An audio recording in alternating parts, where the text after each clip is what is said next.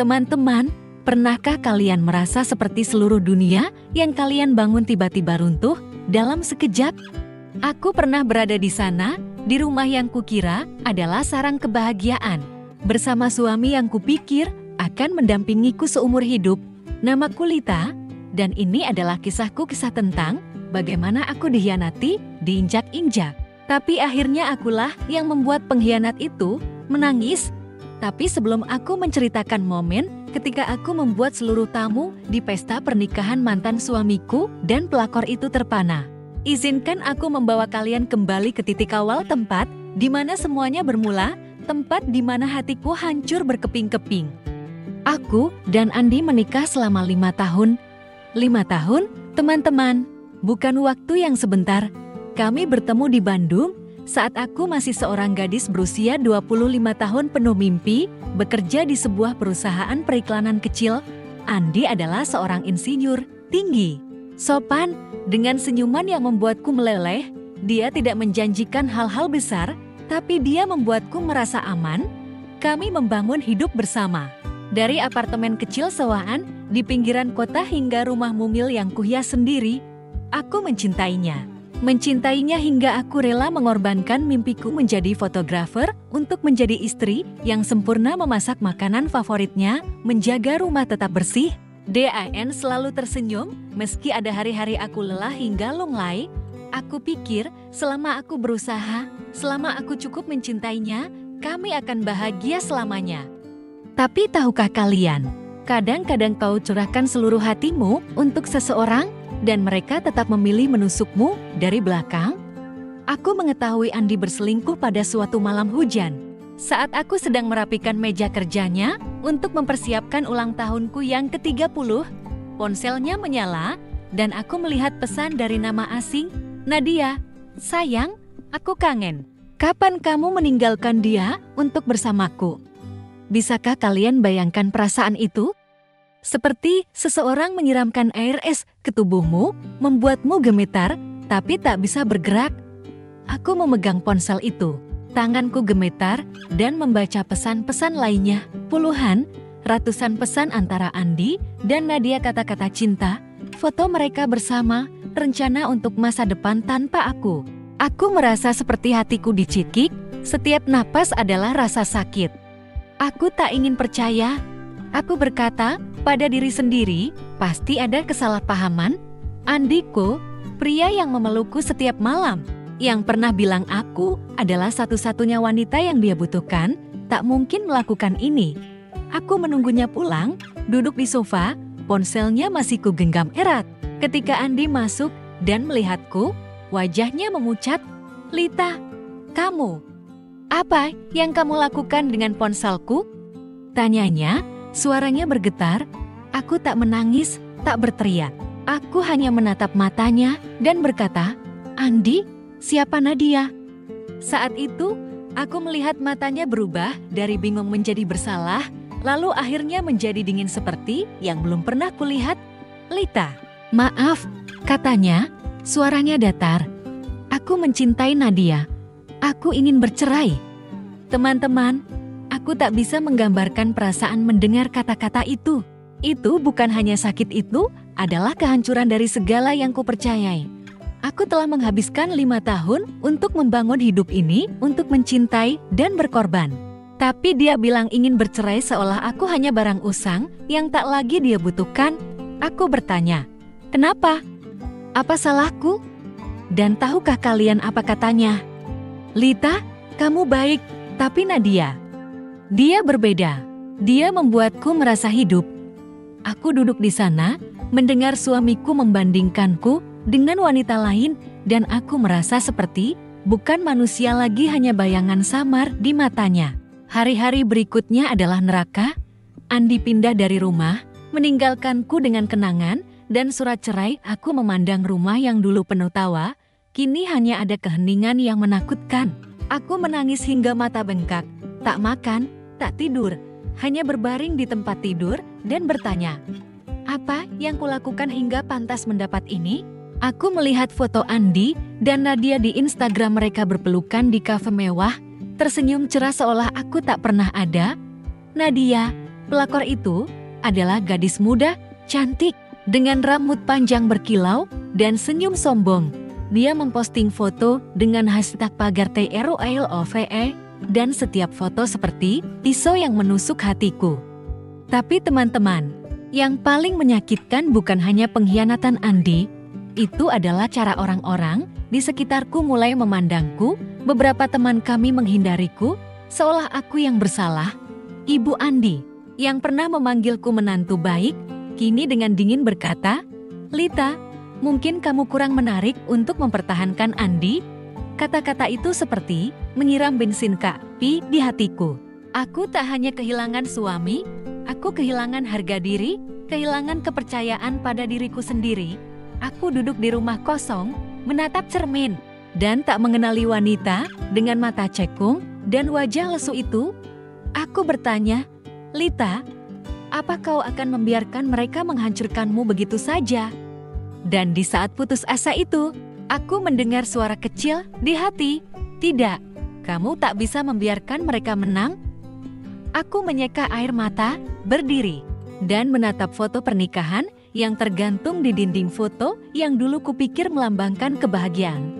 Aku mencopotnya, membuangnya ke tempat sampah, dan berjanji pada diri sendiri, "Andi, Nadia, kalian akan menyesal karena meremehkanku.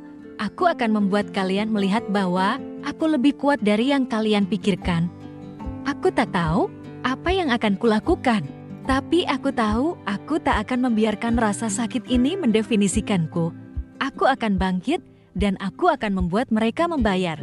Saat aku mencopot foto pernikahan dari dinding dan membuangnya ke tempat sampah, aku pikir aku telah mencapai dasar dari rasa sakit. Tapi tahukah kalian, dasar rasa sakit bukanlah saat kamu kehabisan air mata. Itu adalah saat kamu bangun setiap pagi, menatap rumah kosong, dan menyadari bahwa orang yang paling kamu cintai telah meninggalkanmu demi orang lain. Itu adalah saat kamu menatap cermin dan tak lagi mengenali dirimu sendiri. Aku, Lita, pernah menjadi gadis penuh mimpi, selalu percaya pada cinta dan kebahagiaan abadi. Tapi setelah Andi pergi, membawa janji-janji dan hatiku, aku merasa seperti hanya cangkang kosong. Namun di tengah kehancuran itu, aku menemukan secercah cahaya kecil api kemarahan, tekad yang membara. Aku tak akan membiarkan Andi dan Nadia, pelakor itu, menghancurkanku. Aku akan membuat mereka menyesal. Hari-hari setelah Andi pindah dari rumah, aku seperti orang kehilangan jiwa. Rumah yang dulu kuhias dengan cermat dari tirai, yang kupilih di pasar hingga lukisan, yang kugambar untuk ruang tamu kini, hanya tempat penuh kenangan menyakitkan. Setiap sudut rumah mengingatkanku pada malam-malam kami tertawa, saat Andi memelukku dan berkata, "Lita, aku beruntung punya kamu." Tapi kini, dia memeluk Nadia, membangun hidup baru bersamanya. Sementara aku ditinggalkan dengan surat cerai dan hati yang hancur. Aku tak bisa makan, tak bisa tidur. Ada malam-malam aku hanya duduk di sofa, menatap ponsel, menggulir Instagram Nadia. Dia memposting foto mereka berlibur di Bali, makan malam di restoran mewah, dengan caption seperti, "Terima kasih karena memberiku seluruh dunia." Setiap foto seperti pisau, dan aku bertanya, mengapa bukan aku? Apa salahku hingga kehilangan dia? Tapi teman-teman, yang lebih menyakitkan bukan foto-foto bahagia mereka, itu adalah cara orang-orang di sekitarku mulai memperlakukanku. Beberapa teman kami yang dulu datang ke rumah untuk makan malam, kini menghindariku. Mereka tak membalas pesan, tak menelepon, seolah aku penyakit yang mereka takut tertular. Suatu kali, aku bertemu Dinda, teman dekat kami, di supermarket. Aku tersenyum, berpikir dia akan menghiburku, tapi dia hanya berkata, "Lita, aku turut sedih atas ceritamu dan Andi. Tapi, mungkin kamu juga salah, kan? Kalau kamu bisa menjaga Andi lebih baik, mungkin dia tak pergi dengan Nadia." Aku berdiri di sana, tanganku mencengkeram keranjang belanja, tak percaya dengan kata-kata yang baru ku dengar. Salahku, aku sudah mengorbankan mimpi, mencurahkan hati untuk menjadi istri yang baik, tapi aku yang disalahkan atas pengkhianatan Andi. Lebih parah lagi, adalah keluarga Andi. Ibunya, Ying, pernah memanggilku menantu baik, kini memandangku seperti kegagalan. Suatu hari, dia menelepon dan berkata, "Lita, kamu harus menerima bahwa Andi sudah menemukan orang yang lebih cocok. Nadia muda, energik, kamu tak bisa dibandingkan." Aku menutup telepon, air mata mengalir, tapi bukan karena sedih. Aku marah. Aku marah karena seolah seluruh dunia setuju bahwa aku tak cukup baik, bahwa aku pantas ditinggalkan. Aku marah karena Nadia, pelakor itu, menjalani hidup yang dulu kumimpikan, sementara aku didorong ke dalam kegelapan. Aku mencapai titik terendah pada suatu malam, saat aku membuka Instagram dan melihat foto baru Andi dan Nadia. Mereka berdiri di depan rumah baru, berpegangan tangan, dengan cap cion, perjalanan baru kami dimulai. Saat itu aku menyadari, Andi tak hanya mengkhianatiku, dia juga menghapusku dari hidupnya, seolah 5 tahun pernikahan kami tak pernah ada. Aku duduk di ruangan gelap, merasa seperti bukan Lita lagi. Aku hanya wanita yang ditinggalkan, diremehkan, dijauhi dunia. Aku menangis hingga tenggorokan sakit, dan aku berpikir mungkin aku harus menyerah pada segalanya. Menyerah pada diriku sendiri. Tapi di saat putus asa itu, sesuatu dalam diriku meledak, mungkin kemarahan, mungkin harga diri, atau mungkin suara diriku sendiri dari lubuk hati berteriak, "Lita, kamu tak bisa membiarkan mereka menang." Aku menyeka air mata, berdiri, dan menatap cermin. Wanita di cermin terlihat lesu, tapi di matanya, aku melihat secercah cahaya api yang tak mau padam. Aku berkata pada diri sendiri, "Andi, Nadia, kalian pikir aku lemah, tapi kalian salah. Aku akan bangkit, aku akan menjadi seseorang yang tak pernah kalian duga, dan ketika aku berhasil, kalian akan menyesal karena meremehkanku." Aku tak tahu apa yang akan kulakukan atau dari mana memulai, tapi aku tahu aku tak bisa terus hidup seperti bayangan. Aku membuka laptop, mencari foto-foto yang kuambil saat kuliah fotografi. Foto-foto itu mengingatkanku pada Lita dulu, gadis penuh gairah, selalu bermimpi menceritakan kisahnya lewat lensa. Aku memutuskan bahwa itu akan menjadi titik awal. Aku akan mengambil kembali mimpiku, membangun kembali hidupku. Bukan untuk menyenangkan orang lain, tapi untuk membuktikan bahwa aku lebih kuat dari yang mereka pikirkan. Aku akan membuat Andi dan Nadia melihat bahwa mereka membuat kesalahan terbesar dengan meninggalkanku. Teman-teman, saat kamu mencapai titik terendah, kamu hanya punya 2 pilihan, berbaring di sana dan membiarkan rasa sakit menelammu, atau berdiri dan mengubah rasa sakit menjadi kekuatan. Aku memilih berdiri. Aku tak tahu kemana perjalanan ini akan membawaku. Tapi aku tahu aku tak akan membiarkan Andi dan Nadia mendapatkan akhir bahagia yang mereka pikir pantas mereka dapatkan. Aku berdiri di rumah kosong, menatap jendela, dan tersenyum untuk pertama kalinya setelah berminggu-minggu. Sebuah rencana mulai terbentuk di pikiranku, dan aku tahu suatu hari nanti aku akan membuat mereka membayar.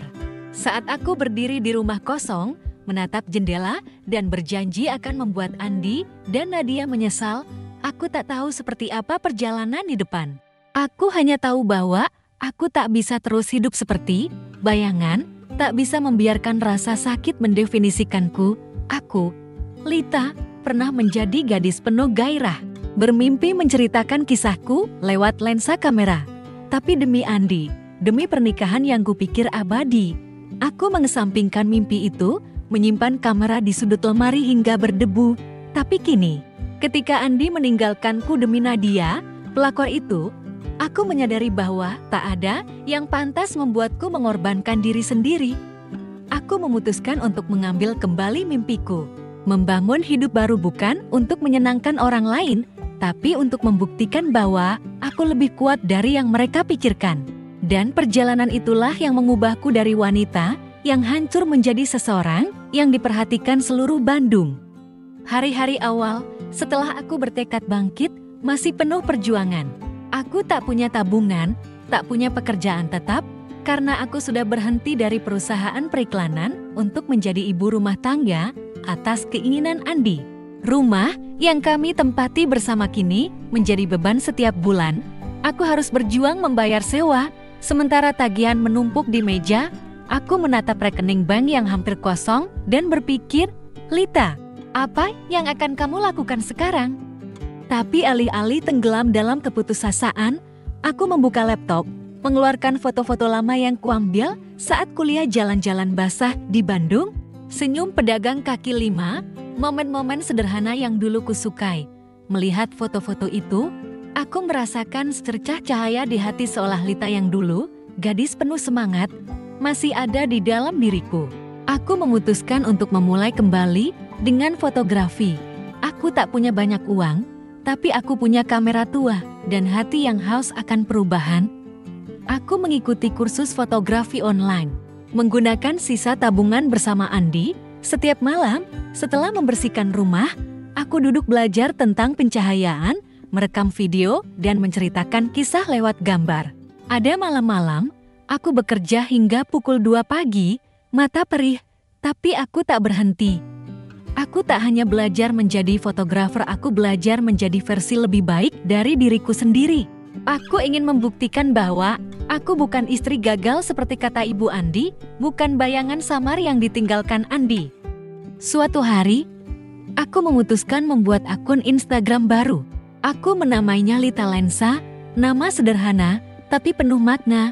Lensa adalah caraku melihat dunia, caraku menceritakan kisahku.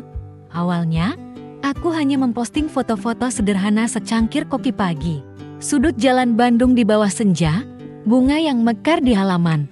Aku tak berharap orang memperhatikan, tapi aku menulis caption dari hati, berbagi pemikiran tentang kepercayaan diri, tentang bangkit dari rasa sakit. Salah satu postinganku berbunyi, "Ada hari-hari kamu merasa tak cukup baik, tapi ingat, kamu adalah cahaya dirimu sendiri. Jangan biarkan siapapun memadamkannya." Aku tak tahu bahwa kata-kata dan foto-foto itu akan menyentuh hati ratusan orang. Hanya dalam beberapa minggu, akunku mulai menarik perhatian foto yang kuambil di Pasar Baru. Seorang nenek penjual batik dengan senyum cerah disukai ratusan orang. Mereka meninggalkan komentar, "Lita, foto ini indah. Kak, kamu sangat menginspirasi." Aku terkejut, teman-teman. Aku, wanita yang pernah merasa tak berguna, kini dipuji orang asing atas karyaku. Aku mulai memposting secara rutin, tak hanya foto, tapi juga video pendek aku merekam diriku berjalan-jalan di Bandung. Berbagi tips fotografi dan kadang-kadang cerita kecil tentang mengatasi kesulitan. Aku tak menyebut Andi atau Nadia, tak mengungkap rasa sakitku. Aku ingin dunia melihat Lita yang kuat, bukan korban. Dalam 6 bulan, akun Lita Lensa memiliki lebih dari 10.000 pengikut. Aku diundang berkolaborasi dengan beberapa merek lokal, memotret produk mereka. Uang dari kontrak itu membantuku membayar sewa rumah, membeli peralatan baru, dan untuk pertama kalinya setelah berbulan-bulan, aku merasa bisa bernapas. Tapi teman-teman, yang membuatku bahagia bukan hanya uang, itu adalah rasa diakui, dicintai karena diriku sendiri, bukan karena aku istri seseorang. Setiap komentar, setiap pesan dari pengikut terutama wanita yang bilang, aku menginspirasinya seperti obat yang menyembuhkan hatiku. Tapi di tengah membangun hidup baru, aku tak melupakan Andi dan Nadia. Aku masih mengikuti mereka di Instagram, bukan karena masih mencintai Andi, tapi karena aku ingin tahu apa yang mereka lakukan. Mereka masih memposting foto bahagia, masih memamerkan hidup sempurna mereka. Setiap kali melihat senyum sombong Nadia di foto F, waktu itu, api dalam diriku berkobar. Aku tahu menjadi influencer bukan hanya cara untuk mengambil kembali hidupku. Itu juga cara untuk membangun panggung-panggung di mana aku akan membuat mereka membayar. Aku mulai memikirkan rencana, cara untuk menghadapi mereka, bukan dengan air mata atau permohonan, tapi dengan kepercayaan diri dan kekuatan. Aku tak tahu kapan kesempatan itu akan datang, tapi aku tahu aku akan siap. Teman-teman, saat kamu memutuskan untuk bangkit, kamu akan melihat bahwa kekuatan tak hanya datang dari dirimu, tapi juga dari orang-orang yang percaya padamu, pengikut di Instagram, orang asing yang mengirim pesan penyemangat, mereka memberiku motivasi untuk terus maju. Aku berdiri di rumah yang dulu penuh kenangan pahit, tapi kini menjadi tempat aku berkreasi. Tempat aku bermimpi. Aku menatap kameraku dan tersenyum. Andi dan Nadia mungkin pikir mereka menang, tapi mereka tak tahu bahwa aku sedang mempersiapkan balasan yang tak pernah mereka duga. Aku tahu perjalanan ini belum selesai, tapi aku sudah siap melangkah. Dan aku akan membuat mereka melihat bahwa aku bukan orang yang bisa mereka lupakan begitu saja. Saat aku berdiri di rumah yang dulu penuh rasa sakit, menatap kamera dan tersenyum karena foto-foto yang kuposting di Instagram, aku merasa sedang perlahan mengambil kembali hidupku. Akun Lita Lensa dengan lebih dari 10.000 pengikut bukan hanya tempat aku berbagi gairah fotografi, tapi juga bukti bahwa aku, Lita, bukan wanita lemah seperti yang dipikirkan Andi dan Nadia. Aku telah membangun kembali diriku dari reruntuhan pernikahan yang hancur dan setiap hari, aku merasa semakin kuat. Tapi tahukah kalian, hidup selalu punya cara membuatmu menghadapi masa lalu saat kamu paling tidak menduganya. Suatu hari, sebuah undangan tak terduga datang. Dan itu bukan hanya tantangan, itu adalah kesempatan untuk aku naik ke panggung, bukan sebagai korban, tapi sebagai wanita berkuasa, siap membuat pengkhianat membayar. Hari itu adalah sore biasa. Aku baru selesai memotret untuk sebuah merek fashion lokal dan sedang duduk di kafe favorit di Bandung, mengedit foto di laptop. Ponselku bergetar. Sebuah pesan dari Dinda, teman kami, yang pernah bilang aku ikut salah dalam perceraian dengan Andri. Aku membuka pesan itu dan jantungku seperti berhenti. Itu adalah foto undangan pernikahan dengan tulisan besar yang mewah, Andi dan Nadia bersatu dalam cinta. Dinda menulis, "Lita, aku pikir kamu harus tahu, mereka mengundang seluruh teman kami." Dan mereka bertanya, apakah aku mau menyampaikan undangan ini kepadamu? Aku duduk di sana, menatap layar, merasa seperti ditampar. Andi dan Nadia, pasangan yang menghancurkan hidupku, kini akan menikah dan mereka berani mengundangku. Aku tertawa, tapi bukan karena senang, itu tawa pahit, penuh kemarahan. Aku memegang ponsel, tanganku gemetar dan memperbesar gambar undangan. Desainnya mewah, tanggal pernikahan ditetapkan 2 bulan lagi di sebuah hotel bintang 5 di Bandung. Aku membayangkan Nadia dengan senyum sombongnya memilih undangan ini, merencanakan hari besarnya, sementara aku pernah menangis setiap malam karena kehilangan pernikahanku. Aku bertanya-tanya, mengapa mereka mengundangku? Untuk pamer? Untuk mempermalukanku lagi? Atau Nadia, pelakor itu, pikir aku terlalu lemah untuk hadir? Semakin kupikirkan, aku semakin marah. Aku ingin membuang ponsel itu, ingin berteriak bahwa aku tak peduli pada mereka. Tapi lalu, sebuah ide muncul di kepalaku, ini bukan undangan, ini kesempatan. Aku duduk di kafe itu, berjuang dengan diriku sendiri. Sebagian diriku ingin menolak, ingin melupakan Andi dan Nadia. Ingin hidup damai dengan hidup baru yang susah payah ku bangun. Aku punya Lita Lensa, pengikut yang menyukaiku, gairah fotografi untuk terus maju. Mengapa aku harus kembali ke masa lalu, menghadapi orang-orang yang menyakitiku? Tapi bagian lain dalam diriku, bagian yang marah, bagian harga diri, berteriak, "Lita, kalau kamu tak pergi, mereka akan pikir kamu takut. Mereka akan pikir mereka menang. Kamu tak bisa membiarkan mereka mendapatkan akhir bahagia tanpa membayar." Aku menatap foto undangan di ponsel dan untuk pertama kalinya, aku tersenyum, bukan senyum sakit, tapi senyum wanita yang tahu dia akan melakukan sesuatu yang besar. Aku membalas pesan Dinda, "Terima kasih sudah menyampaikan. Aku akan datang." Hanya satu kalimat singkat, tapi saat aku menekan kirim, aku merasa seperti menyatakan perang. Aku tak pergi untuk memberi selamat. Aku pergi untuk menghadapi, untuk menunjukkan pada Andi dan Nadia bahwa aku bukan Lita lemah yang mereka tinggalkan, tapi aku tahu hanya hadir saja tak cukup. Aku perlu melakukan sesuatu agar mereka tak pernah melupakan momen ini. Aku perlu rencana, sebuah hadiah khusus untuk pernikahan mereka, hadiah yang akan dikenang seluruh tamu. Aku segera mulai mempersiapkan. Pertama, aku menghubungi penjahit terkenal di Bandung, memesan kebaya khusus untukku. Aku ingin itu mewah, bukan untuk pamer, tapi agar saat aku masuk, semua mata tertuju padaku. Aku memilih kain sutra warna mutiara dengan sulaman tangan yang rumit dan selendang tipis yang menonjolkan posturku saat mencoba kebaya.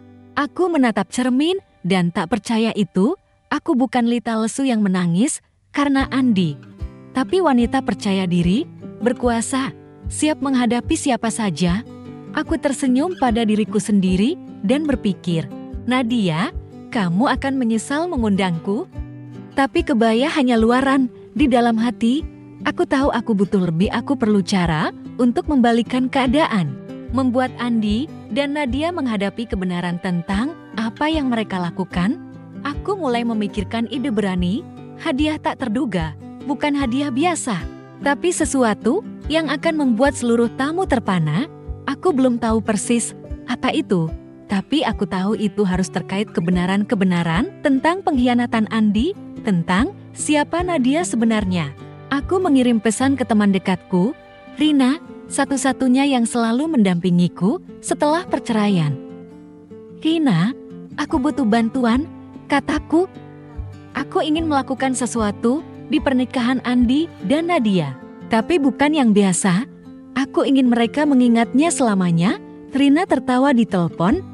Lita, kamu memang luar biasa. Ceritakan, apa yang kamu butuhkan? Teman-teman, saat kamu memutuskan menghadapi masa lalu, kamu akan melihat bahwa rasa sakit tak lagi mengendalikanmu. Aku berdiri di kamar, menatap kebaya yang tergantung rapi, dan merasakan kegembiraan yang belum pernah kurasakan. Andi dan Nadia pikir mereka bisa mengundangku untuk mempermalukanku. Tapi mereka tak tahu bahwa aku telah berubah. Aku bukan lagi Lita yang dulu, yang menangis karena mereka. Aku adalah Lita baru, dan aku akan membuat mereka melihat bahwa mereka membuat kesalahan besar dengan meremehkanku. Aku tahu pernikahan itu akan menjadi panggungku, dan aku tak akan pergi tanpa meninggalkan jejak.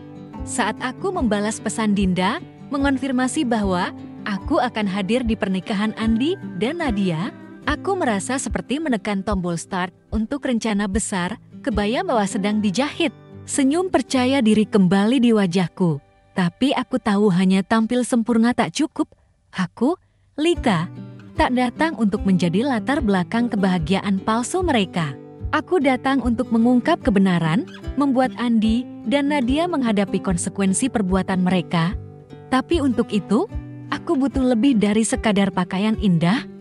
Aku butuh bukti, sebuah hadiah khusus, sesuatu yang akan membuat seluruh tamu terpana dan membuat pelakor itu tak bisa menunjukkan muka. Dan perjalanan mempersiapkan hadiah itu, teman-teman, adalah saat aku menyadari betapa kuatnya diriku. Setelah berbicara dengan Rina, teman dekat yang selalu mendukungku, aku mulai menyusun rencana mendetail. Rina, dengan sifatnya yang belak-belakan dan pikiran cerdas, adalah orang yang tepat untuk membantu. Lita, kalau kamu ingin melakukan sesuatu di pernikahan, kamu harus memukul keras, katanya di telepon. Suaranya penuh semangat. Kamu tak bisa hanya berdiri dan bicara. Kamu butuh sesuatu yang tak bisa mereka bantah, sesuatu yang akan dibicarakan seluruh Bandung. Aku setuju. Aku ingin hadiahku bukan sekadar tuduhan itu, harus pukulan tepat, dipersiapkan dengan matang, agar Nadia dan Andi tak punya kesempatan membela diri. Tapi untuk itu, aku perlu tahu lebih banyak tentang Nadia, tentang siapa dia sebenarnya, bukan hanya citra gadis sempurna di Instagram. Aku mulai menyelidiki. Aku bukan detektif, tapi aku punya kesabaran dan hati penuh tekad. Aku menelusuri kembali Instagram Nadia, bukan untuk cemburu, tapi untuk mencari petunjuk. Foto-foto yang dia posting dari liburan mewah hingga pesta glamor terlihat terlalu sempurna, seolah dia berusaha membangun citra tanpa celah. Tapi aku tahu tak ada yang sempurna begitu. Aku mulai memperhatikan detail kecil, komentar dari akun asing, foto lama yang dihapus, teman yang pernah muncul di fotonya, tapi kini menghilang. Aku mengirim pesan ke Rina. Aku rasa Nadia punya sesuatu yang tak bersih. Aku perlu cari tahu lebih banyak tentang masa lalunya. Rina menyarankan aku menghubungi orang-orang yang pernah mengenal Nadia. Lita, dia bukan tipe yang hanya menghancurkan satu keluarga, kata Rina, nada sinis. Orang seperti Nadia biasanya meninggalkan jejak. Coba tanya-tanya, pasti ada yang tahu sesuatu. Aku mulai dari teman kami, Tika, yang pernah bekerja dengan Nadia dalam proyek periklanan. Aku mengirim pesan ke Tika, berpura-pura hanya ingin mengobrol, dan dengan cerdik mengarahkan pembicaraan ke Nadia. Tika mengungkapkan detail yang mengejutkanku. Lita, aku tak kaget mendengar cerita kamu dan Andi. Nadia pernah terlibat dengan pria beristri di Jakarta, tapi cerita itu ditutupi karena dia pindah perusahaan. Jantungku berdegup kencang. Ini yang kubutuhkan bukti bahwa Nadia tak hanya menghancurkan keluargaku, tapi punya sejarah melakukan hal serupa. Aku menggali lebih dalam, menghubungi mantan rekan kerja Nadia di Jakarta via LinkedIn. Setelah beberapa pesan, dia setuju menceritakan kisahnya. Nadia pernah merayu direktur yang sudah beristri, menyebabkan keluarga pria itu hancur. Istri pria itu, Sari, ditinggalkan bersama 2 anak kecil dan Nadia tak menunjukkan penyesalan. Aku meminta nomor telepon Sari, dan setelah percakapan penuh emosi, dia setuju mengirimkan pesan-pesan lama antara Nadia dan suaminya, bukti nyata manipulasi Nadia. Aku duduk di kamar, membaca pesan-pesan itu, dan merasakan kemarahan membuncah. Nadia bukan sekadar pelakor, dia perusak yang sengaja, dan aku akan memastikan semua orang tahu itu. Dengan bukti ini, aku mulai memikirkan hadiahku, video pendek yang mengungkap kebenaran tentang Nadia dan Andi. Aku menghubungi teman lain, Bima, editor video profesional. Bima, aku butuh video yang sangat mengesankan. Kataku, harus singkat, tajam, dan membuat penonton tak bisa mengalihkan mata. Bima setuju membantu, dan kami mulai bekerja. Video itu akan berisi pesan-pesan Nadia dengan pria di Jakarta. Wawancara singkat dengan Sari secara anonim untuk melindunginya, dan pesan-pesan antara Andi dan Nadia yang kutemukan sebelum bercerai. Aku menambahkan narasi, menceritakan kisah secara singkat tapi penuh kekuatan. Ini adalah kebenaran tentang orang-orang yang berdiri di depan kalian hari ini. Mereka membangun kebahagiaan di atas rasa sakit orang lain. Aku menonton video yang sudah jadi dan tersenyum. Inilah yang akan membuat Nadia dan Andi tak bisa menunjukkan muka. Tapi aku tahu video saja tak cukup. Aku perlu menyampaikannya dengan elegan, agar tak ada yang bisa bilang aku bertindak karena cemburu atau picik. Aku menulis pidato singkat, berlatih di depan cermin setiap hari.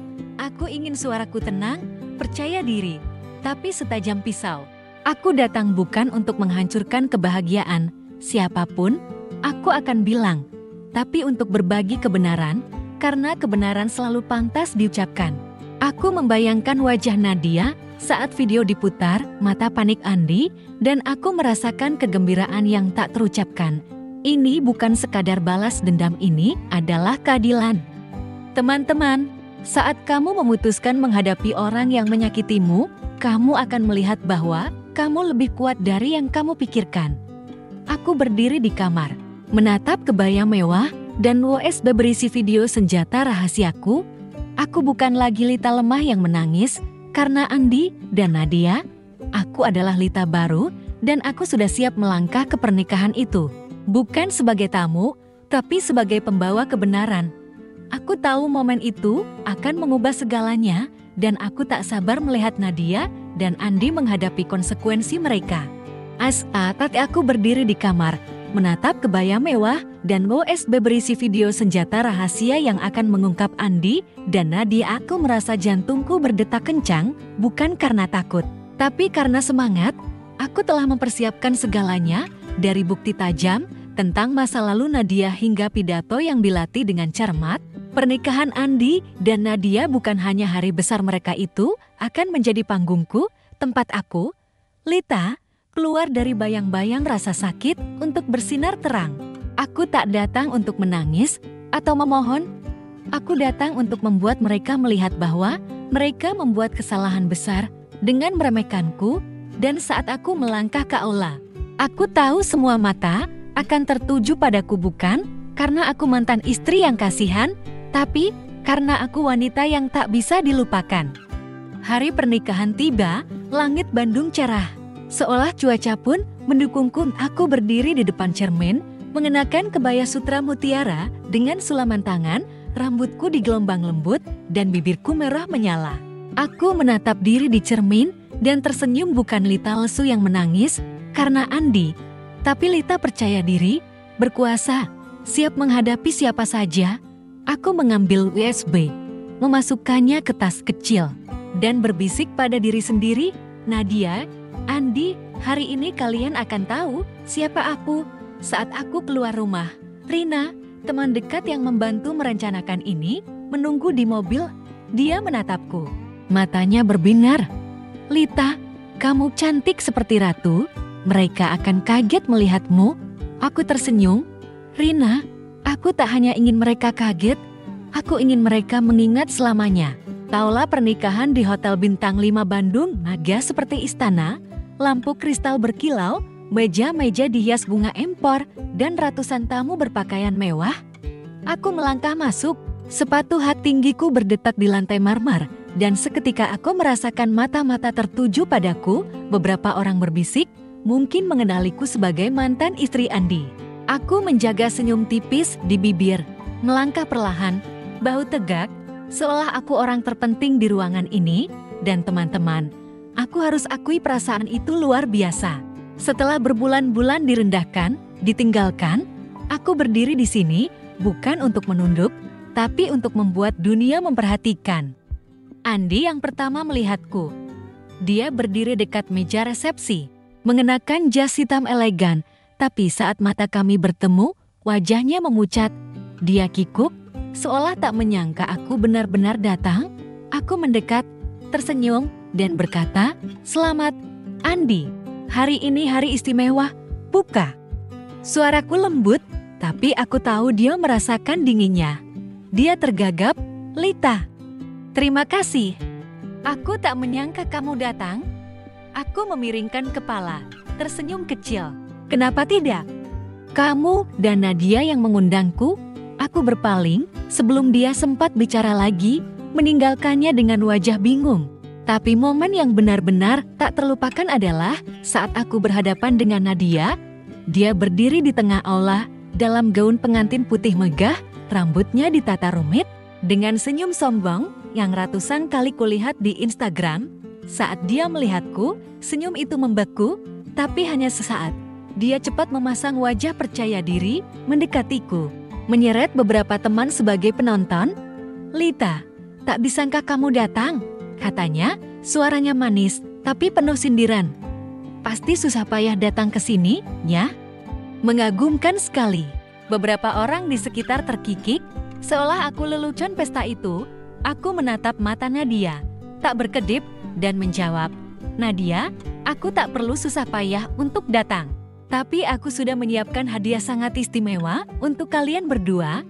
Pasti akan membuat hari ini tak terlupakan." Aku menekankan kata tak terlupakan, dan aku melihat matanya ragu sejenak. Nadia berusaha tetap tenang, tapi aku tahu dia gelisah. Dia berpaling ke teman-temannya, tertawa keras. "Oh, pasti hadiah lucu saja. Benar, Lita?" Aku hanya tersenyum, tak menjawab, dan melangkah pergi, meninggalkannya dengan kegelisahan yang aku tahu dia rasakan. Teman-teman, momen itu sangat memuaskan. Nadia pikir dia bisa mempermalukanku di depan semua orang. Tapi dia tak tahu bahwa aku punya sesuatu yang akan membuatnya tak bisa menunjukkan muka. Aku berjalan melintasi aula, menyapa beberapa kenalan dengan percaya diri, tapi di hati, aku menghitung mundur menuju momen aku akan mengeluarkan hadiahku. USB di tas seperti mengingatkanku, "Lita, tinggal beberapa jam lagi, kebenaran akan bicara." Aku mencari sudut sepi, mengirim pesan ke Rina yang menunggu di mobil. "Rina, semuanya sesuai rencana." Nadia coba menyindirku, tapi dia akan menyesal. Rina membalas, "Lita, Kamu legenda. Buat mereka kaget. Aku tersenyum, merasakan kegembiraan yang tak terucapkan. Aku tak datang untuk membuat keributan atau mempermalukan diri. Aku datang untuk membawa keadilan, dan aku akan melakukannya dengan cara elegan. Tak ada yang bisa mengkritik. Aku menatap Aula, melihat Andi dan Nadia tertawa dengan tamu, sama sekali tak tahu bahwa aku memegang bom yang akan menghancurkan dunia sempurna mereka. Teman-teman, saat kamu melangkah ke tempat di mana orang-orang pernah meremehkanmu dengan kepala tegak dan hati penuh tekad, kamu akan melihat bahwa tak ada yang bisa menghentikanmu.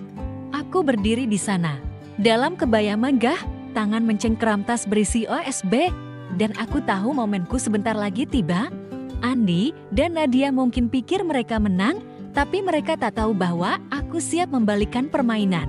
Aku hanya perlu menunggu waktu yang tepat, dan ketika saat itu tiba, seluruh aula akan melihat kebenaran-kebenaran yang telah kusiapkan agar mereka tak pernah lupa. Saat aku berdiri di aula pernikahan yang megah, tangan mencengkeram tas berisi OSB bom kebenaran yang akan mengungkap Andi dan Nadia, aku merasa waktu berjalan lambat. Nadia baru saja mencoba menyindirku, mengira aku hanya lelukon, mantan istri yang kasihan, yang datang untuk menjadi latar belakang kebahagiaan palsu mereka. Andi kikuk, matanya ragu setiap kali menatapku. Tapi mereka tak tahu bahwa aku, Lika, tak datang untuk menunduk atau memberi selamat. Aku datang untuk membawa kebenaran ke cahaya, membuat mereka menghadapi konsekuensi perbuatan mereka, dan momen itu, saat aku naik ke panggung dan membuat seluruh tamu terpana, adalah saat aku mengambil kembali segalanya, harga diri, kekuatan, dan keadilan yang pantas kuterima. Pesta berjalan lancar dengan pidato dari keluarga dan teman Andi serta Nadia. Aku duduk di meja dekat panggung, mengamati dengan senyum tipis, tapi di hati, aku menghitung detik. Aku sudah menghubungi petugas teknis aula, seorang pemuda bernama Didi, yang setuju memutar video tanpa banyak bertanya. Kak Lita, yakin dengan ini? Dia mengirim pesan sebelumnya. Aku membalas, Didi, aku tak pernah lebih yakin. Aku tahu begitu video diputar, tak ada yang bisa menghentikan kebenaran, dan aku siap menghadapi semua mata, semua bisikan. Kesempatanku datang saat MC, seorang wanita paruh baya dengan suara ceria, mengundang teman-teman istimewa untuk berpidato. Aku sudah mengatur dengan Rina agar dia tanpa sengaja mengusulkan namaku saat MC bertanya, ada yang ingin memberikan ucapan untuk pasangan ini? Rina berdiri dari meja lain, tersenyum, dan berkata, aku pikir Kak Lita, teman lama Andi, ingin berbagi sesuatu. Aula berdesis, beberapa orang menoleh padaku, mungkin penasaran, mungkin curiga. Nadia berdiri di samping Andi, mengerutkan kening, jelas tak menduga situasi ini. Andi mencengkeram tangan, wajahnya pucat. Aku berdiri, kebaya berkilau di bawah lampu, dan melangkah ke panggung dengan kepercayaan diri yang belum pernah kurasakan. Saat aku memegang mikrofon, aula hening. Aku menatap kerumunan wajah-wajah penasaran, mata-mata menyelidik, dan wajah cemas Andi dan Nadia. Aku tersenyum, suaraku tenang tapi tajam. Terima kasih atas kesempatan ini. Hari ini adalah hari istimewa, dan aku ingin memberikan hadiah untuk Andi dan Nadia, hadiah yang kukira akan membuat hari ini benar-benar tak terlupakan. Aku menoleh ke Dedi di sudut ruangan, mengangguk pelan, dia mengerti. Memasukkan USB ke proyektor, dan layar besar di belakangku menyala. Video dimulai, suara wanita yang dalam, profesional suara Rina, yang membantuku merekam narasi menggema. Ini adalah kisah tentang orang-orang yang berdiri di depan kalian hari ini. Layar menampilkan pesan-pesan antara Nadia dan pria beristri di Jakarta, kata-kata manis, tapi penuh manipulasi. Berikutnya adalah wawancara anonim dengan Sari, istri pria itu yang keluarganya dihancurkan Nadia. Suaranya gemetar saat menceritakan rasa sakit kehilangan suami dan 2 anak kecilnya. Terakhir, video menunjukkan pesan-pesan antara Andi dan Nadia, kata-kata cinta yang kutemukan di ponsel Andi sebelum bercerai, membuktikan mereka memulai hubungan saat aku masih istrinya. Narasi ditutup Kebahagiaan mereka dibangun di atas rasa sakit orang lain. Ini adalah kebenaran. Aula seperti meledak, bisik-bisik berubah menjadi teriakan, mata penasaran menjadi kaget dan marah. Aku berdiri di panggung, menatap Nadia. Dia menutup wajah, air mata mengalir, berteriak, "Ini palsu. Semua bohong." Tapi tak ada yang mendengarkannya. Para tamu, dari teman hingga keluarga, menatapnya dengan jijik.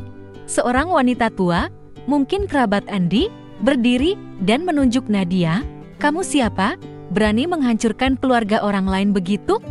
Andi berdiri membatu, wajah pucat, mencoba menarik tangan Nadia, tapi ditolaknya. Aku memegang mikrofon, melanjutkan, suara tetap tenang. "Aku tak datang untuk menghancurkan kebahagiaan siapapun. Aku hanya ingin kebenaran diucapkan. Andi, Nadia, aku harap kalian hidup dengan kebenaran ini, seperti aku pernah hidup dengan rasa sakit yang kalian sebabkan."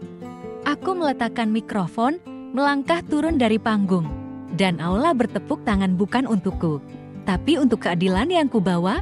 Nadia menangis terseduh, berlari keluar aula, gaun pengantin terseret di lantai. Andi mengejar, tapi matanya saat menatapku penuh penyesalan dan panik. Aku hanya tersenyum, berpaling, dan melangkah keluar dari kerumunan. Teman-teman, momen itu adalah segala yang pernah kumimpikan. Aku tak perlu berteriak, tak perlu membuat keributan. Kebenaran, dengan kekuatannya, melakukan semuanya. Aku berdiri di sana, dalam kebaya megah, merasa hatiku lebih ringan dari sebelumnya. Andi dan Nadia pikir mereka bisa membangun kebahagiaan di atas rasa sakitku, tapi mereka salah. Aku telah menunjukkan bahwa aku bukan orang yang bisa mereka hapus begitu saja. Dan saat aku meninggalkan panggung, aku tahu cerita ini belum selesai. Konsekuensi dari perbuatan mereka baru saja dimulai. Aku mengirim pesan ke Rina yang menunggu di mobil. "Rina, selesai. Mereka tak akan pernah lupa hari ini." Rina membalas seketika, "Lita, kamu legenda. Seluruh Bandung akan bicara tentangmu." Aku tersenyum, melangkah keluar aula, merasa seperti baru melepaskan beban besar. Tapi aku tahu apa yang terjadi selanjutnya, bagaimana dunia bereaksi terhadap kebenaran ini akan membuat Andi dan Nadia membayar lebih banyak lagi. Saat aku melangkah turun dari panggung, meninggalkan Nadia menangis terseduh dan Andi berdiri membatu di tengah aula yang bergolak, aku merasakan sesuatu yang belum pernah kurasakan, kebebasan USB. Dengan video yang mengungkap kebenaran tentang perbuatan mereka, telah melakukan apa yang tak bisa kulakukan dengan berbulan-bulan menangis dan menderita itu menelanjangi topeng palsu Andi dan Nadia. Membuat mereka menghadapi mata marah ratusan tamu. Aku, Lita, tak perlu berteriak atau membuat keributan. Aku hanya perlu kebenaran. Dan kebenaran itu cukup kuat untuk menghancurkan dunia sempurna mereka. Tapi teman-teman, itu belum akhir. Apa yang terjadi setelah video diputar, konsekuensi yang harus ditanggung Andi dan Nadia. Itulah yang membuatku benar-benar merasa keadilan telah ditegakkan. Aula pernikahan yang beberapa menit sebelumnya masih berkilau dengan lampu kristal dan tawa riang, kini tenggelam dalam kekacauan. Setelah video selesai, bisik-bisik kawal berubah menjadi teriakan terbuka. Sekelompok tamu, mungkin teman keluarga Andi, berdiri dan meninggalkan pesta, menggelengkan kepala dengan wajah kecewa. Seorang pria parubaya, sepertinya rekan kerja Andi, berteriak, "Andi, kamu melakukan itu pada Lita. Kamu tak tahu malu." Nadia, dengan wajah penuh secara luntur, mencoba membela diri, tergagap. "Kalian salah paham. Video itu palsu. Aku tak melakukan apa-apa." Tapi tak ada yang percaya. Seorang wanita tua, mungkin bibi Andi, mendekati Nadia dan berkata, suaranya dingin seperti es, "Kamu sebaiknya pergi sebelum membuat keluarga kami lebih malu lagi." Andi mencoba menarik Nadia keluar dari kerumunan, tapi Nadia menepis tangannya, berteriak, "Ini semua salahmu. Kalau kamu tak lemah, ini tak akan terjadi." Pemandangan itu, teman-teman, benar-benar layak disaksikan. Pasangan yang pernah memamerkan cinta sempurna di Instagram. Yang pikir mereka bisa membangun kebahagiaan di atas rasa sakitku, kini saling menyalahkan di depan ratusan orang. Aku berdiri di sudut aula, mengamati semuanya, dan aku tak perlu bicara lagi. Kebenaran telah berbicara untukku, dan itu lebih keras dari tuduhan apapun yang bisa kuucapkan. Tapi konsekuensinya tak berhenti di aula. Saat aku meninggalkan pesta, Rina menungguku di mobil. Matanya berbinar karena semangat Lita. Tahu apa yang terjadi? Katanya, mengangkat ponsel. Orang-orang di pernikahan itu memposting video kamu di Instagram, TikTok, di mana-mana. Seluruh Bandung heboh. Aku menatap ponsel Rina, dan benar seperti katanya, klip pendek dari videoku menyebar dengan cepat. Satu akun menulis, pelakor ketahuan di pernikahan. Lita adalah ratu. Akun lain memposting, Andi dan Nadia pikir mereka bisa lolos, tapi kebenaran selalu menang. Hashtag pagar Lita Lensa dan pagar karma pelakor mulai trending di Instagram Bandung. Dan akun Lita Lensa milikku bertambah ribuan pengikut dalam beberapa jam. Konsekuensi bagi Nadia dan Andi lebih buruk dari yang kubayangkan. Beberapa teman kami kemudian bercerita bahwa keluarga Andi memutuskan hubungan dengannya, menyebutnya pengkhianat yang mempermalukan keluarga. Nadia ditinggalkan teman dan rekan kerjanya. Sebuah merek fashion yang pernah memakainya sebagai model membatalkan kontrak keesokan harinya dengan alasan tak ingin terlibat skandal. Foto-foto bahagia mereka di Instagram dihapus, tapi terlambat netizen sudah mengambil tangkapan layar dan membagikannya kemana-mana, menjadikan Nadia pelakor terkenal di Bandung. Aku tak perlu melakukan apa-apa lagi. Komunitas melakukan sisanya dan mereka tak memberi ampun. Sementara itu, aku meninggalkan aula dengan senyum tenang saat melangkah keluar hotel. Sinar matahari Bandung menerangi kebayaku, dan aku merasa seperti baru melepaskan beban besar. Aku bukan lagi Lita yang menangis, bertanya apa salahku. Aku adalah Lita baru yang bangkit menghadapi pengkhianat dan membuat mereka membayar dengan cara paling elegan. Aku mengirim pesan ke Rina, Rina, aku berhasil. Aku merasa lebih ringan dari sebelumnya. Rina membalas, Lita, kamu tak hanya berhasil, kamu menciptakan sejarah. Seluruh dunia di pihakmu. Saat aku masuk mobil, aku menoleh ke aula untuk terakhir kalinya.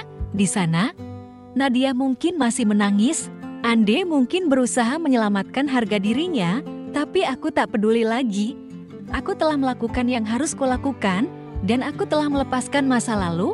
Aku tak butuh permintaan maaf mereka, tak butuh penyesalan mereka.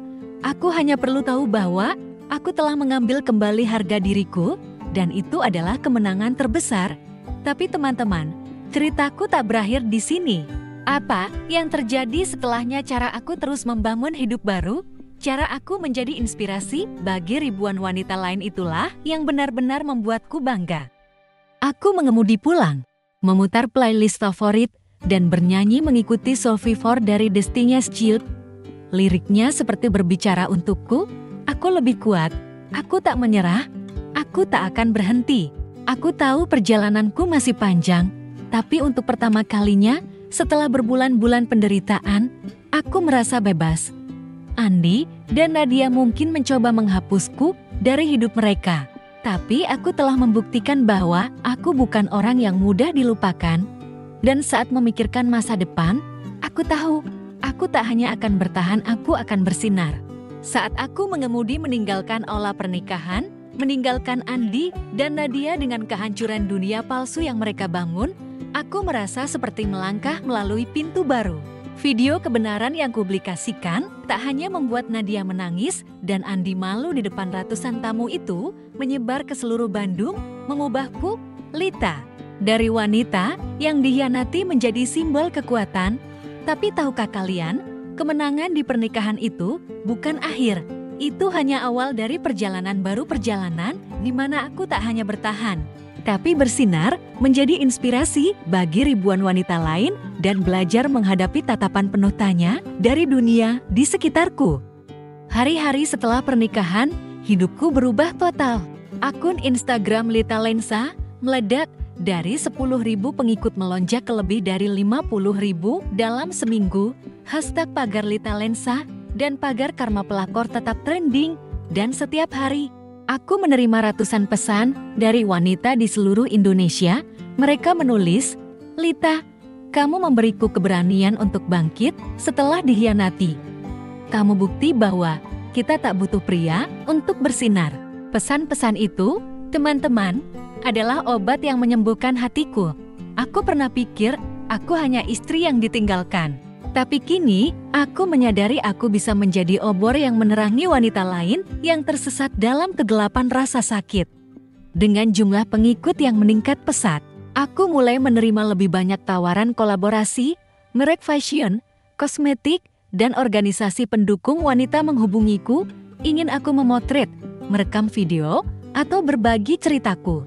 Aku menandatangani kontrak dengan perusahaan besar untuk meluncurkan koleksi foto tentang wanita Indonesia yang kuat, dari pedagang kaki lima hingga pengusaha. Setiap foto adalah cerita. Dan aku menulis caption dengan sepenuh hati, "Kamu tak butuh siapapun untuk mengakui nilai dirimu, kamu cukup." Postingan-postingan itu tak hanya menarik ribuan suka, tapi juga membuatku menyadari bahwa fotografi bukan hanya gairah. Itu adalah caraku terhubung dengan dunia, caraku membantu wanita lain menemukan kekuatan mereka. Tapi teman-teman, tak semuanya adalah gemerlap. Bersama dukungan, aku juga menghadapi kritik pedas. Beberapa orang, terutama teman lama Andi dan Nadia, menyebutku kejam karena mempublikasikan video di pernikahan. Mereka menulis di Instagram, "Lita, kamu menghancurkan hari besar orang lain hanya karena cemburu. Kamu seharusnya memaafkan dan melanjutkan hidup, bukan balas dendam." Komentar-komentar itu seperti pisau yang menusuk hatiku. Aku pernah bertanya pada diri sendiri, apa aku kelewatan? Apa aku benar-benar kejam seperti kata mereka? Tapi lalu, aku mengingat malam-malam aku menangis sendirian, hari-hari aku direndahkan, disalahkan atas pengkhianatan Andi. Aku tak mempublikasikan video. Untuk balas dendam aku melakukannya, untuk menuntut keadilan, untuk melindungi wanita lain dari orang seperti Nadia. Aku membalas satu komentar. Aku tak menghancurkan kebahagiaan siapapun. Aku hanya membiarkan kebenaran bicara. Jika kebenaran menyakitkan, tanyakan mengapa itu ada. Aku juga mendengar kabar tentang Andi dan Nadia.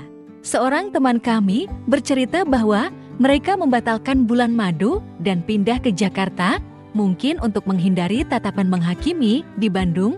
Nadia berhenti memposting di Instagram, dan Andi diturunkan jabatannya di perusahaan karena skandal memengaruhi reputasi. Sebagian diriku merasa puas mereka pantas menerima itu, tapi sebagian kecil lainnya merasa pahit. Aku pernah mencintai Andi, pernah pikir dia adalah pria hidupku. Melihat dia jatuh, aku tak sebahagia yang kupikirkan, tapi aku cepat mengusir perasaan itu. Aku tak berutang simpati pada mereka. Aku sudah memberi mereka kesempatan untuk hidup jujur, dan mereka memilih mengkhianati.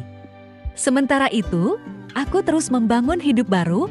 Aku pindah dari rumah yang dulu kutinggali bersama Andi ke apartemen kecil tapi nyaman di pusat Bandung. Aku menghiasnya sendiri, tirai biru laut, foto-foto yang kuambil tergantung di dinding, dan sudut kecil untuk meditasi setiap pagi. Aku mulai mengadakan workshop fotografi gratis untuk wanita, mengajari mereka menggunakan kamera untuk menceritakan kisah mereka. Seorang peserta, ibu tunggal bernama Maya, berkata padaku, "Lita, kamu membuatku percaya aku bisa memulai lagi." Momen-momen seperti itu membuatku menyadari bahwa perjalananku tak hanya tentangku itu, tentang membantu orang lain menemukan cahaya mereka. Teman-teman, saat kamu melewati rasa sakit, kamu akan melihat bahwa dunia lebih luas dari yang kamu pikirkan.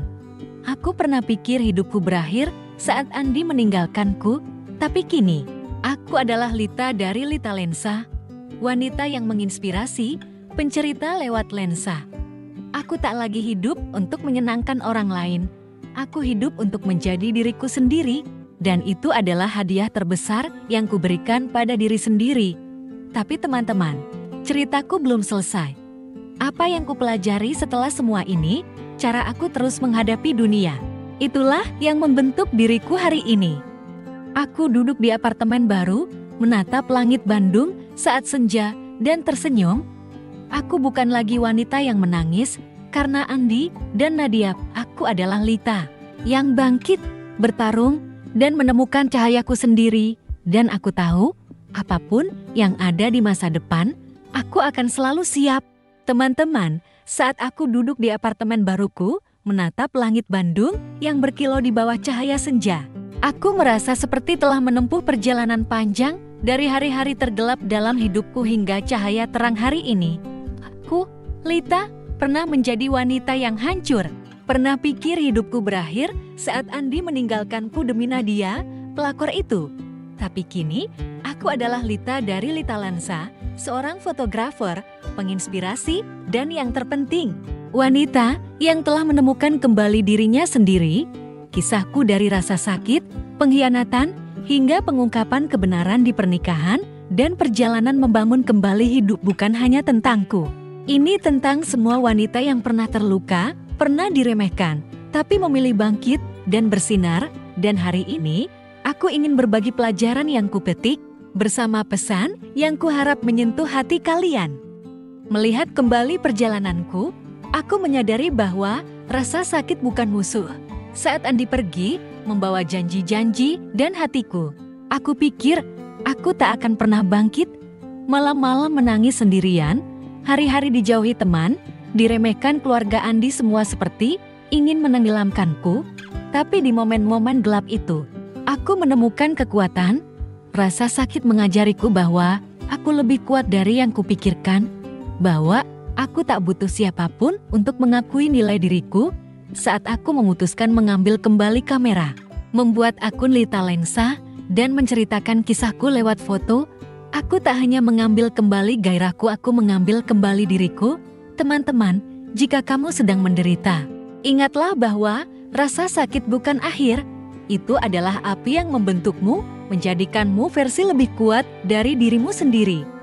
Pelajaran kedua yang kupetik adalah kebenaran selalu punya kekuatan. Saat aku berdiri di panggung, di pernikahan Andi dan Nadia, mempublikasikan video yang mengungkap perbuatan mereka, aku tak melakukannya karena cemburu atau balas dendam. Aku melakukannya karena aku percaya kebenaran pantas diucapkan. Video itu tak hanya membuat Nadia menangis dan Andi malu, itu menginspirasi ribuan wanita lain yang mengirim pesan padaku. Bilang mereka menemukan keberanian untuk menghadapi orang yang menyakiti mereka. Kebenaran bisa menyakitkan, bisa membuatmu dikritik, seperti beberapa orang yang menyebutku kejam. Tapi kebenaran juga adalah cahaya, dan saat kamu berani mengucapkannya, kamu akan melihat bahwa tak ada yang bisa menghentikanmu. Teman-teman, jika kamu menyimpan kebenaran karena takut, ingatlah bahwa kebenaran adalah senjata terkuatmu. Jangan takut menggunakannya. Tapi pelajaran terbesar yang kupetik adalah kamu tak perlu hidup untuk menyenangkan orang lain. Selama pernikahan dengan Andi, aku berusaha menjadi istri sempurna, mengorbankan mimpi, menyingkirkan gairah, hanya agar dia bahagia. Tapi akhirnya, aku menyadari bahwa kebahagiaan sejati tak datang dari menyenangkan orang lain, itu datang dari mencintai dan menghargai dirimu sendiri. Saat aku pindah ke apartemen baru, mengadakan workshop fotografi, dan berbagi ceritaku, aku tak melakukannya untuk membuktikan apapun pada Andi atau Nadia. Aku melakukannya karena aku ingin menjalani hidup yang kubanggakan. Teman-teman, jangan tunggu seseorang memberimu nilai. Kamu adalah cahayamu sendiri, dan kamu berhak bersinar sesuai keinginanmu.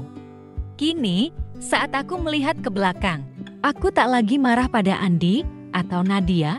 Mereka adalah bagian dari masa lalu, babak menyakitkan, tapi perlu agar aku menjadi Lita hari ini. Aku tak tahu apa yang mereka lakukan di Jakarta, dan aku tak peduli. Yang kupedulikan adalah pesan-pesan dari kalian, cerita-cerita yang kalian bagikan tentang bagaimana kalian bangkit dari rasa sakit.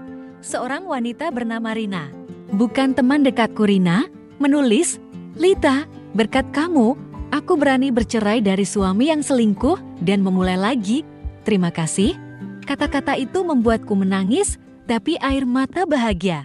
Aku menyadari bahwa ceritaku bukan hanya tentang membuat Nadia menangis di pernikahan itu, tentang membantu wanita seperti Rina, seperti kalian, menemukan keberanian untuk hidup jujur pada diri sendiri.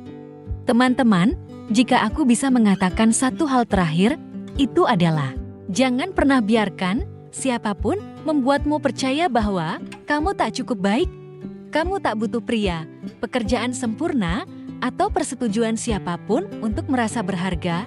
Kamu cukup sejak awal.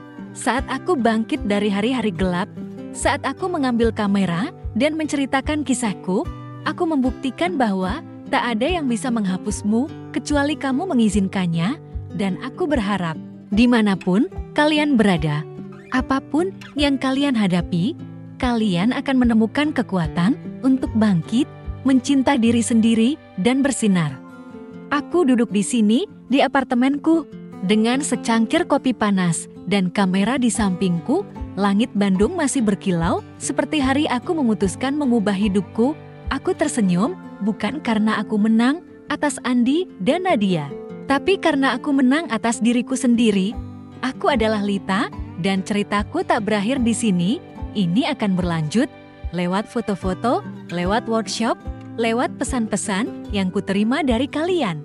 Dan aku tahu, apapun yang ada di masa depan, aku akan selalu siap bukan untuk melawan orang lain, tapi untuk menjalani hidup penuh sesuai dengan diriku. Terima kasih telah menemani dalam cerita ini. Bagikan cerita kalian padaku, karena aku percaya setiap dari kita punya Lita lensa di dalam diri. Dan ingat, kamu adalah cahaya, dan tak ada yang bisa memadamkannya.